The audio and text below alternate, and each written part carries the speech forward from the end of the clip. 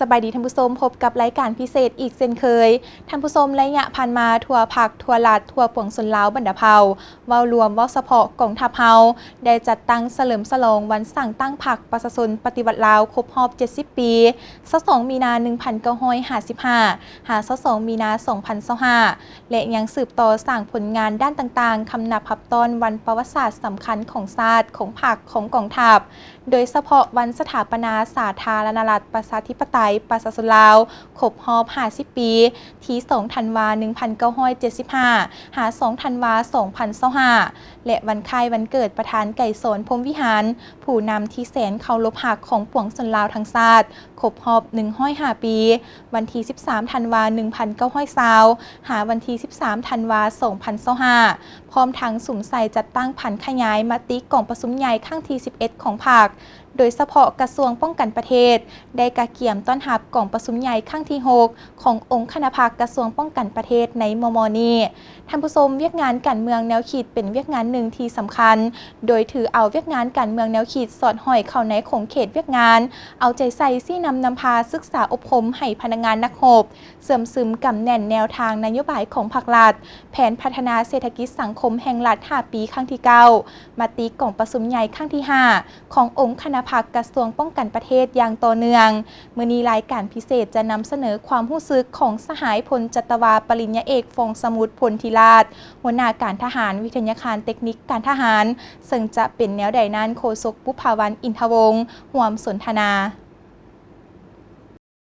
ท่านผู้ชมพรรคประชาชนปฏิวัติลาวแมนพรรคการเมืองที่เข้มแข็งหนักแน่นนำพาปวงชนลาวทางชาติปฏิบัติ2 นาทียุทธศาสตร์คือปกปักรักษาและสร้างสาพัฒนาประเทศชาติและเนื่องในโอกาสวันสั่งตั้งพรรคประชาชนปฏิวัติลาวครบรอบ70 ปีหลายภาคส่วนเว้ารวมเว้าเฉพาะก็แม่นในทันแถวกองทัพเฮาก็ได้พร้อมกันสุ่มใส่ผลงานด้านต่างๆเพื่อคำนับหับต้นวันสำคัญดังกล่าวและมื้อนี้ทางทีมงานรายการโทรภาพกองทัพประชาชนลาวของพวกเฮาก็ได้มาสัมภาษณ์หัวหน้าการทหารวิทยาคารเทคนิคการทหารซึ่งว่าปัจจุบันนี้เฮาก็ได้อยู่กับเพิ่นแล้วสบายดีเจ้าสบายดีเจ้าก่อนอื่นหมดอยากให้สหายเราคือโดยย่อเกี่ยวกับที่ตั้งพระบทบาทของวิทยาคารเทคนิคการทหารว่ามีคือเท่าไหร่เด้เจ้า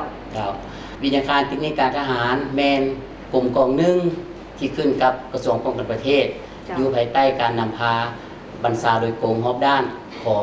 กระทรวงป้องกันประเทศใต้การชี้นำคุ้มครองของกรมวิทยาเทคนิคกองทัพด้านวิงานเทคนิค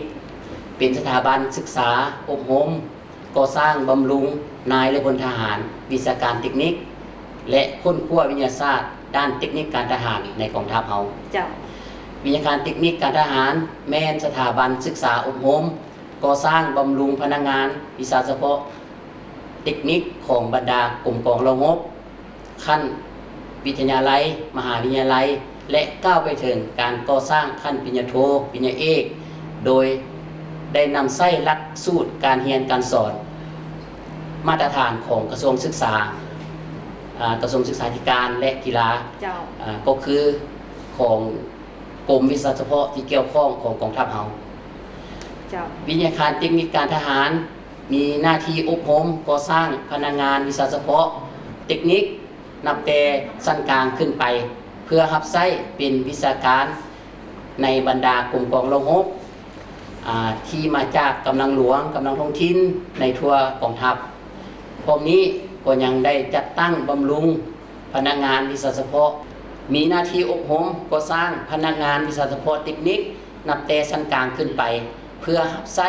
วิชาการในบรรดากรมกองรบที่มาจากกำลังหลวงและกำลังท้องถิ่นในทั่วกองทัพพวกนี้ก็ยังได้จัดตั้งบำรุงพนักงานวิชาเฉพาะที่บ่มีเงื่อนไขก่อสร้างระยะยาวหรือบำรุงพนักงานวิชาเฉพาะจำเพาะของเรางบที่มีความจำเป็นตามการชี้นำของกรมวิทยาเทคนิคและกระทรวงป้องกันประเทศเจ้าและท้ายนี้อยากให้สหายแสดงความรู้สึกและเล่าคืนโดยย่อเกี่ยวกับผลงานคุณงามความดีและมูลเสื้อ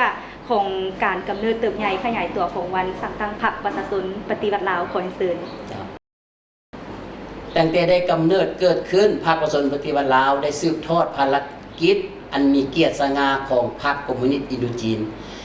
ได้รับเอาภารการประวัติศาสตร์แห่ง การนำพาขบวนการต่อสู้ของประชาชนลาวอันแสนยุ่งยากลำบากแต่สง่าราศีที่สุดพรรคประชาชนปฏิวัติลาวนำพาประชาชนลาวบรรดาเผ่าตามลัทธิลาเมืองขึ้นแบบเก่าและใหม่เพื่อกอบกู้เอาประเทศชาติหลุดพ้นออกจากการเป็นหัวเมืองขึ้นของจักรพรรดิต่างดาวเป็นเวลายาวนานกว่าครึ่งศตวรรษมันได้ติดพันกับการกำเนิดและเติบใหญ่ขยายตัวของพรรคประชาชนปฏิวัติลาวตลอดมาพรรคประชาชนปฏิวัติลาวได้กำเนิดเกิดขึ้นแม่นผลของการสมทบระหว่างลัทธิมาร์กเลนินกับขบวนการต่อสู้ของชนชั้นกรรมกรและขบวนการหักษาตของประชาชนลาวบรรดาเผ่าในการต่อสู้ญาติเอาชัยชนะเอาเอกราชอธิปไตยมาให้ปวงชนลาวทั้งชาติ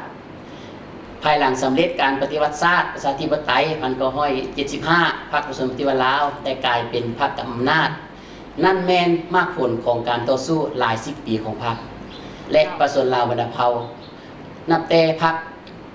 ได้สร้างตั้งขึ้นในวันที่22มีนา1955ก็ได้ผ่านการเสียสละของพนักงานสมาชิกพรรคและประชาชนลาวบ่จักว่าเท่าใดสหายที่ได้ล้มลงแล้วก็ลุกขึ้นจนสามารถญาติเอาอำนาจการปกครองมาได้พรรคได้นำพาประชาชนลาวบรรดาเผ่าจัดตั้งปฏิบัติ2นาทียุทธศาสตร์คือปกปักรักษาและสร้างสรรค์ประเทศชาติเป็นเวลา70ปีแห่งการนำพาภารกิจปฏิวัติและเปลี่ยนแปลงใหม่รอบด้านโดยมีหลักการของพรรควันที่22มีนา2025นี้แม่นวันสร้างตั้งพรรคประชาชนปฏิวัติลาวครบรอบ70ปีพอดีเป็นขีดหมายสำคัญทางประวัติศาสตร์และการเมืองของพรรคเฮาพวกเฮาได้รับรู้ว่าพรรคประชาชนปฏิวัติลาวเป็นกองนำหน้าและแม่นการจัดตั้งการเมืองสูงสุดของชนชั้นกรรมกรและสาผู้อ่อนงานลาวบรรดาเผ่าแม่นพรรคที่ได้มีการขยายตัวและเติบใหญ่ในกระบวนการของมหาชนแม่นพรรคที่มาจากประชาชนเพื่อผลประโยชน์ของประชาชนโดยแม่นประชาชนเป็นเจ้าตลอด70ปีผ่านมาพรรคประชาชนปฏิวัติลาวเป็นผู้ก่อสร้างศึกษาอบรมกองทัพให้มีความเติบใหญ่เข้มแข็งด้านจำนวนและคุณภาพ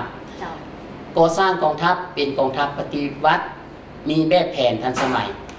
พรรคเฮายามใดก็เป็นห่วงเป็นใยในการสร้างและปรับปรุงแขนงการเทคนิคให้สามารถเชื่อมโยงกับสากลและสร้างความเข้มแข็งให้แก่กำลังประกอบอาวุธต่อรวมโดยเฉพาะและเป็นแขนงการเทคนิคการทหารให้มีความเข้มแข็งทันสมัยในเงื่อนไขใหม่พรรครัฐบาลยังได้กำหนดว่ากำลังประกอบอาวุธบ่เพียงแต่เฮ็ด2นาทียุทธศาสตร์คือปกปักรักษาและสร้างสรรค์พัฒนาประเทศชาติรับประกันความมีเสถียรภาพทางด้านการเมืองเท่านั้นแต่กองทัพยังต้องสร้างเป็นกลุ่มกองที่ปลอดใสเข้มแข็งหนักแน่นและเสริมสร้างเวียกงานเทคนิคเทคโนโลยีการทหารให้เข้มแข็งทันสมัยมีความหนักแน่นทางด้านการเมืองเข้มแข็งด้านการจัดตั้งและมืออาชีพทางด้านเวียกงานวิชาการตึงอีกเจ้าและท้ายนี้เนาะอยากให้สหายแสดงความรู้สึกและอวยพรการนำพรรครัฐต่อกับวันสำคัญดังกล่าวขอเชิญข้าพเจ้ามีความรู้สึกเอกอ้างทนงใจเป็นอย่างสูงที่พรรคประชาชนปฏิวัติลาวได้อบรมบ่มสอนช่วยเหลือก่อสร้างและให้ความไว้เนื้อเชื่อใจตลอดมาได้เป็นส่วนหนึ่งในการประกอบส่วนสร้างภารกิจปกปักรักษาและสร้างสรรค์พัฒนาประเทศชาติขอเจริญบุญคุณและขอสมเสยต่อการจัดตั้งพรรค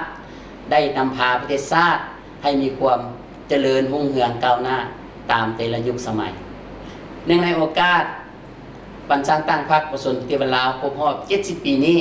ข้าพเจ้าในนามคณะพรรคคณะอำนวยการวิทยาการเทคนิคการทหารขอแสดงความรู้บุญคุณอย่างล้นเหลือมายังพรรคประชาชนปฏิวัติลาวที่ได้ก่อตั้งศึกษาอบรมนำพาประเทศชาติเบ้ารวมโดยเฉพาะแมนกำลังประกอบอาวุธให้เติบใหญ่เข้มแข็งในทุกด้านเฮ็ดสำเร็จทุกนาที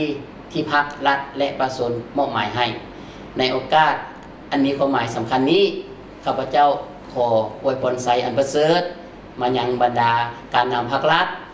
การนำกระทรวงป้องกันประเทศพนักงานปฏิวัติอาวุโสบำนาญสมาชิกพรรคนักรบในทั่วกองทัพตลอดฮอดประชาชนบรรดาเผ่าจงมีสุขภาพเข้มแข็งมีความผาสุก เฮ็ดสำเร็จทุกนาทีที่การจัดตั้งและประสนมอบหมายให้สมเสยวันสร้างตั้งพรรคประชาชนปฏิวัติลาวครบรอบ70 ปีอย่างสุดใจเจ้าขอบใจทำส้มและที่ผ่านไปนั่นก็แมนการให้สัมภาษณ์ของสหายพลจัตวาปริญญาเอกฟองสมุทรพลธิราชหัวหน้าการทหารวิทยาคารเทคนิคการทหารต่อกับมุนเสื้อการกำเนิดเติบใหญ่ขยายตัวของวันสร้างตั้งพรรคประชาชนปฏิวัติลาวตลอดระยะ70 ปีที่ผ่านมาและท้ายนี้ก็ต้องขอบใจสหายที่สละเวลาให้สัมภาษณ์กับทางรายการของพวกเราในมื้อนี้ทำส้มมหนีเวลาของทางรายการโทรภาพกองทัพก็ได้หมดเวลาเพียงเท่านี้ขอบใจทุกท่านที่ให้เกียรติติดตามรับชมสำหรับมื้อนี้ลาทานผู้ชมไปก่อนสบายดีผักสมโฆษณากันก่อนจึงกลับเข้ามาสู่ระยะต่อไปของทางรายการ